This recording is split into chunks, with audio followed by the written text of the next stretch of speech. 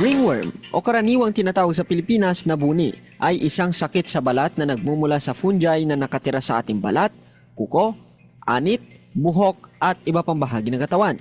Bagamat tinatawag itong ringworm, hindi ito nanggaling sa mga uod. Kahit sino ay pwede magkaroon ng ringworm, lalo na ang mga bata at matatanda o ang may mga mahihinang immune system.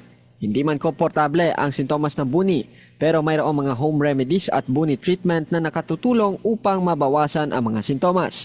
Kung hindi agad magamot ang buni ay maaari itong kumalat sa buong katawan o kaya ay makahawa pa sa ibang tao. Kung nalaman mo na mayroong kabuni, mahalagang gamutin ito agad.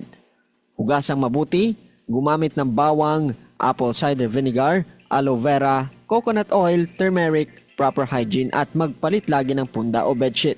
Bagamat nagagamot ito ng mga home remedy, mainam pa rin na magpakonsulta sa doktor upang malaman kung ano ang mabisang gamot para dito. Halim Abbas, NDBC, Bida Balita.